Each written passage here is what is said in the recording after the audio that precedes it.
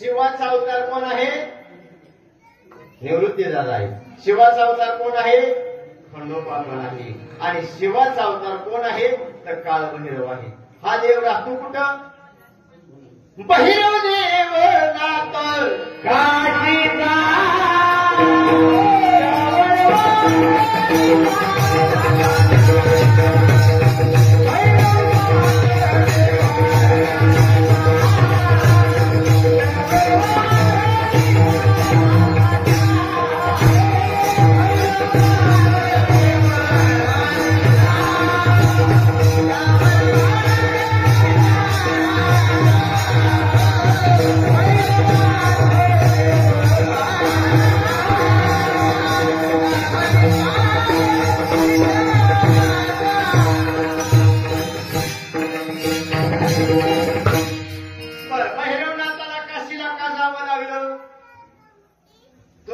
बोलावलंय का आम्हाला विसरायसाठी?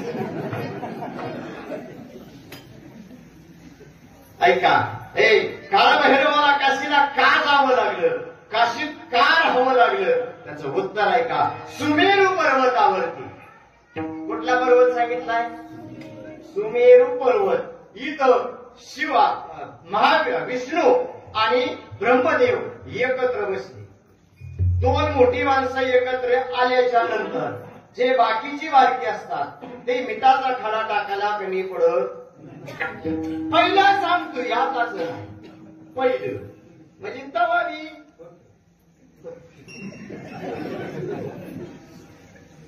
त्यांच्यात भांडणं लागली. श्रेष्ठ कोण? ब्रह्मदेव म्हणायचे श्रेष्ठ मी, विष्णू म्हणायचे श्रेष्ठ मी. दोघांचा वाद एकोप्याला गेला. इतका एकोप्याला गेला आणि ब्रह्मदेवाच्या एका नजरेतून म्हणजे एका तीक्ष्ण नजरेतून एक बालकरूप जन्माला. बालकरूप जन्माला आल्याच्या नंतर हे एवढं लहानपणी एवढं विद्रूप होतं.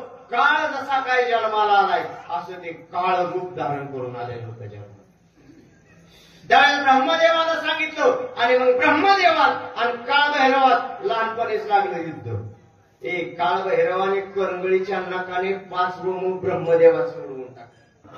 इथं एवढं काय रूपानं हे बालक जन्माला आल्याच्या नंतर ब्रह्मदेवाचं मुंडकं नकाने कापलं. कुठल्या?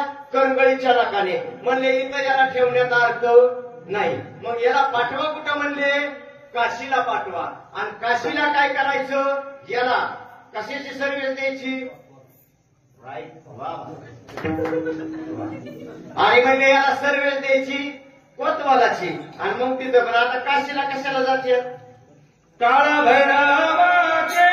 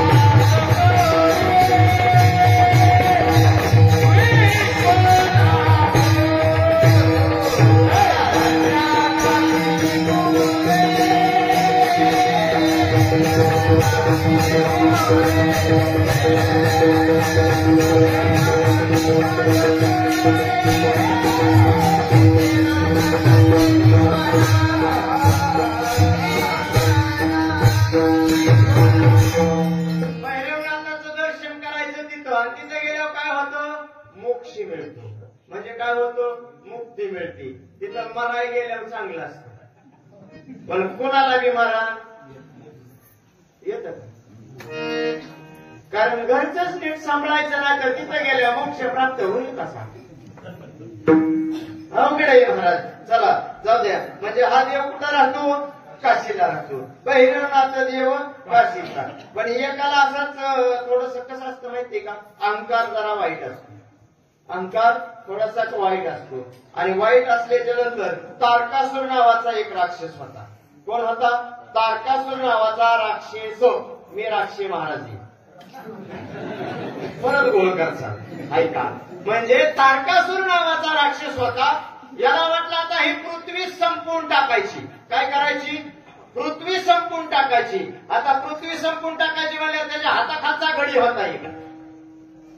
त्याच्या हाताखालच्या गड्याचं नाव काय? तुला फुकाट आणलाय का काय म्हणा? तू आम्हालाच विचारतोय.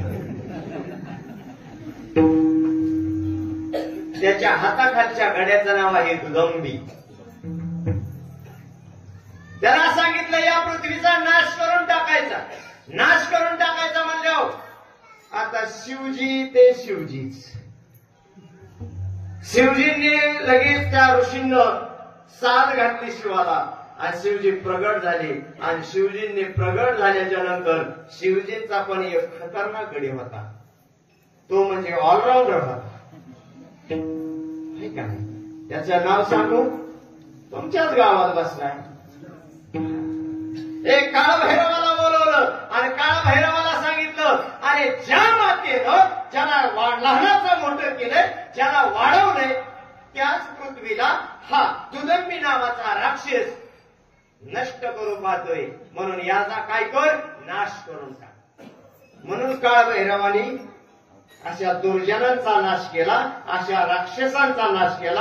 आणि काळभैरवांनी प्रत्येकाची काय केली? मुंडकी गळ्यात बांधली. लक्षात संपलं का काळभैरव चरित्र? अजून सांगतो, काळजी करू नका.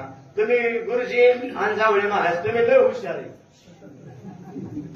एकाच दिवशी 2 कीर्तन ठेवले म्हणजे 12 अधिक 12 बरोबर. लक्षात ठेवा आकडा. विठ्ठल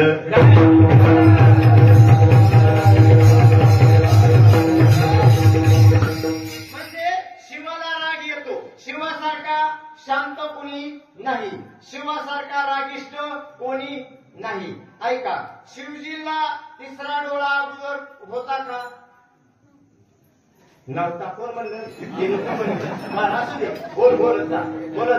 तुम्ही काळजी करू नका. माता भगिनीनो, मी सुद्धा एका आईच्या पोटी जन्म घेतलेला आहे. मला सुद्धा आई आहे, बहीण आहे, सगळे नाते येतं. त्याच्यामुळे मी कोणावरही महिलेवर टीका कधीच माझ्या आयुष्यात केली नाही आणि करणारही नाही. ह्या गादीचा दंड तेवढा वेळ म्हणून महाराष्ट्रभर जालना, बीड, उस्मानाबाद, परभणीला पण जातो बरं का महाराज. कारण ते आपल्या रक्तात बसत नाही. कारण आपल्या घरी सुद्धा आई बहीण आहे. मग गादी उभा राहिल्यावर शहाणपणा करायचा काय असेल त्या अभंगाला धरून बोल. बरोबर आहे का नाही महाराज? ऐका, तिसरा डोळा तिथे शंकराला नव्हता. मग कोणाला आला तिसरा डोळा?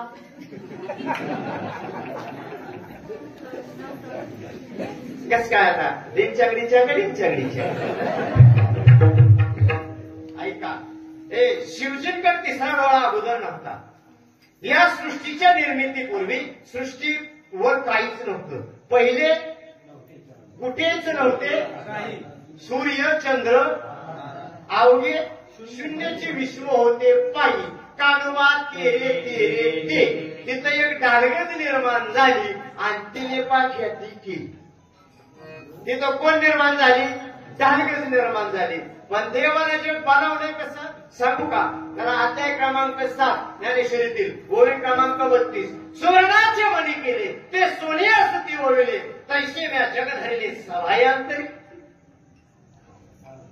जग कसं बनवलंय? सोन्याचं बनवलंय. पण जन्माला एका इकडं खेळायला गेला, दूध प्यायला गेला दुसऱ्या इकडं. त्याला पुरावा 6व्या अध्याय. देवकी उजरी वाहिला यशोदे सायस पाळीला, कासे की उपयोगा गेला पांडवासी. सर लिहून घ्यायचं बरं का? मोठं असलेलं पाकिट द्यायचं नाही, नाही तर बाजूची वीज घेतल्याशिवाय राहणारच नाही.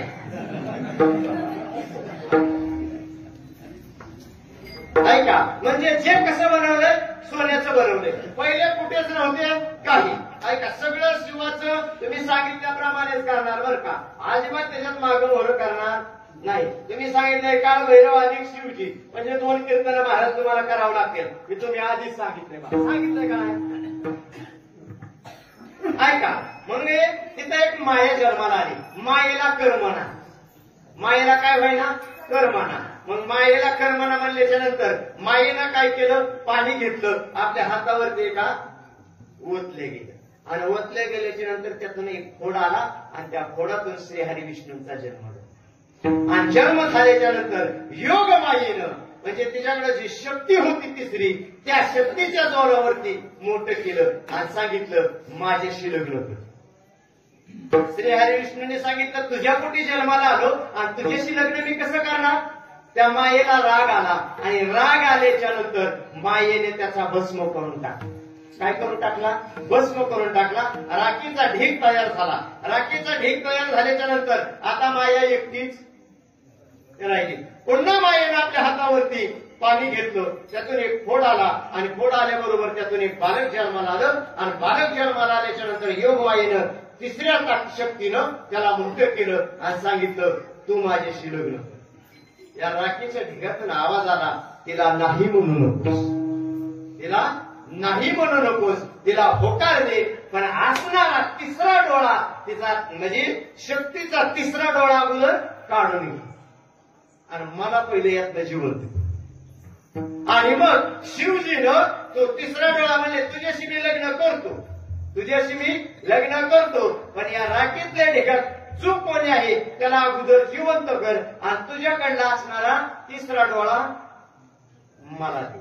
आणि मग तिला आता मायाच म्हणल्यावर, माया म्हणल्यावर तिला काय भुलवायला थोडा वेळ लागून नाही. तिने सांगितलं लगेच जिवंत केला. तिसरा डोळा शिवांना देऊन टाकला. हे दोघे उठले, पळत सुटले आणि समुद्रात जाऊन लपले. त्याच्याबरोबर ही माया बी गेली. आता ही माया समुद्रात गेली आणि ज्यावेळेस समुद्राचं मंथन झालं त्यावेळेस या मायेने लग्न कोणासंग केलं. कोणासंग केलं बोला. अजून पैसे फुकट नाही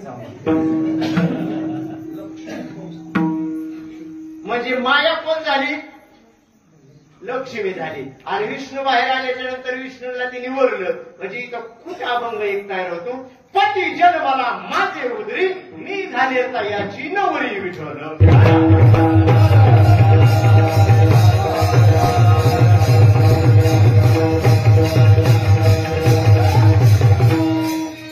म्हणजे ही शिवाकडे तिसरा डोळा तेव्हापासून आला. अगोदर शिवाकडे हा तिसरा डोळा नव्हता. ऐका महाराज, हा देव एवढा भोळा आहे, एवढा भोळा आहे, कोणाला पण काय पण देऊन टाकतो, लगेच देतो. फक्त त्याला भक्ती आवडली पाहिजे आणि तो देण्यात हुशारच आहे. त्याला काही समजत नाही. तो एवढा भोळा आहे, कोणाला काय देतो. एकाला तर न मागता देऊन टाकलं आणि देऊन टाकल्याच्या नंतर त्याच्याकडे एकच होतं, ज्याच्या डोक्यावर हात ठेवायचा त्याचा भस्म आणि भस्म झाला की ते कुणाला लिहून द्यायचा, शिवाला लिहून द्यायचा. आता हे रोज नित्यनेम त्याचा चालूच होता. पण एक दिवशी त्याला वाटलं रोज कुणाला मारता आणि रोज कुठं लोक, त्यावेळेस लोक तरी एवढी होती का, म्हणजे हुडकायचं तरी कुठं. मग नारद आले आणि नारद दिसल्यानं नजरेला पडले. म्हणजे आता चालून गिरायक आले, आता डोक्यावर हात ठेवायचा. अरे नारदा इकडे म्हणले तुझ्या डोक्यावर हात ठेवू दे, चिता भस्म शिवजीला नेऊन द्यायचंय म्हणले. नारद म्हणले जर माझा भस्म केला तर मी तिन्ही तळात कळी लावणार कुणाची. पहिले नारद कळी लावायचे, पहिले, आताचे नाही बोलत, पहिले सांगतो. आणि पहिले नारद चांगल्या कळी लावायच्या. अहो सवतीची भांडणं लावायची. पुराव्याशिवाय बोलणार नाही. सवतीची भांडणं लावलेत महाराज. वाराच्या अभंगात श्यामगावकरांची मालिका त्याच्यात भांडणं लावल्यात. सांगू कुठं लावल्यात. गंगा गौरी दोघीशी भांडवी, साम्याशी धाडली राहणारी, खेळ खेळी परी जायचं सापडी, तो एक खेळिया शानारी, खेळिया माझी हनव्या शाना, न पडे काम व्यासनी रे, कामची नाही ते क्रोधची कैसा ते कैसे भांडण रे. रामगड्याची मोठी आवडी म्हणून लंके पेने रे, म्हणून लंके पेने रे. एक खेळ सांगितले आईसे जाणून खेळ खेळे. प्रपंचात असलं तरी जाणून बघून सगळं खेळ खेळायचं. उगा किशात 2 रुपयानं 10,000ची खरेदी करायची अजिबात चालायचं नाही. तसं आपल्याकडे जेवढं आहेत ना तेवढं. एखाद्या म्हणलं ना शिव बुवा जरा कमीतला दिसतोय, मोटारसायकली झालाय, तसं काय नाही, मी 4 चाकीवाले. आणि आता शक्यतो महाराज लोक 80% 4 चाकीनच येतात. भाडोत्री कामायना पण करून येतात. का?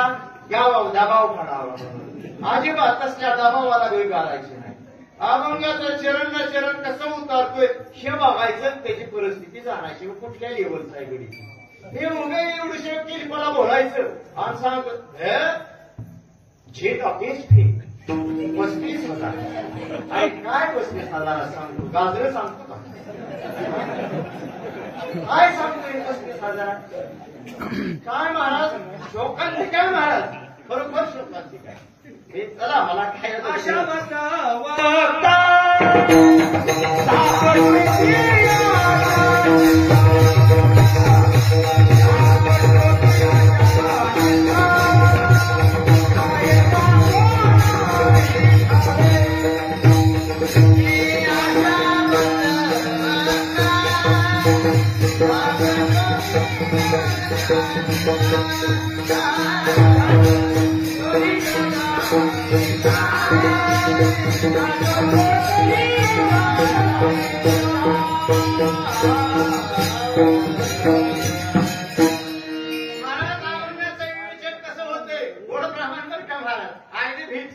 काहीच अडचण नाही. मला सांगायचंय तुम्हाला अजिबात बोलायचं आणि कीर्तन ऐकूनच तारखा द्यायच्या महाराज. मग त्यो मी जरी म्हणलं ना 26 लाख 25 द्या तरी द्यायचं. का तर तुम्ही ऐकले बरोबर आहे का नाही? चला विनोदाचा भाग सोडा बरं का. तुम्ही म्हणता ह्याची लस मिठी ह्याच्यावर तसं काय नाही. ऐका नारदांनी सांगितलं इथंच होतं ना. पण तिन्ही तळात कळी कुठल्या माझ्या देण्यात बरं का ताई वयाच्या मानानं जरा देण्यात आनंद माझ्या बहिणीसारखे बरं का. तुम्ही अजिबात संकोच करायचाच नाही. चला आणि मग सांगितलं तिन्ही तळात कळी लावायच्या कोणात नारदांनी सांगितलं अरे तसं करू नको. आता नारद काय केले? पिहिले आणि पिहल्याच्या नंतर पळत सुटले. कुठे गेले? शिवजीकडे गेले. शिवजींना सांगितलं तुम्हाला काय कळतं का? कुणाला पण काय पण देऊन टाकता. म्हणले काय झालं? म्हणले भस्मासूर आला, तुम्ही वर दिला की ज्याच्या डोक्यावर हात ठेवणारे त्याचा काय होणार आहे? भस्म होणार आहे. आता तो भस्मासूर माझ्या मागे लागलाय. तेवढ्यात भस्मासूर आलाच. शिवजी पार्वती आई साहेब बसले होते. आता पार्वतीला पाहिल्याच्या नंतर शिवजी आणि नारदजी हे दोघे दिसले. पण त्याचं लक्ष कोणाकडे गेलं? पार्वती आई साहेबांकडे गेले. हे आता म्हणले कामच झालं. म्हणजे आता काय करायचं? म्हणजे ह्या दोघांच्या डोक्यावर हात ठेवायचा आणि पार्वती आई साहेबांसोबतीच लग्न लावायचं. आता इडीच लोक असते त्यांचा कुठं असतो?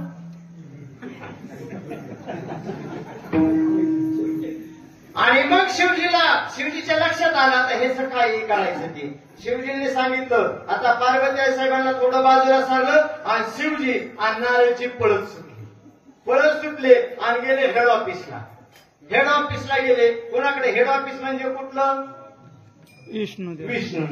विष्णूंकडे गेले आणि विष्णूंना सांगितलं आमच्या मागं भस्मासूर लागलाय.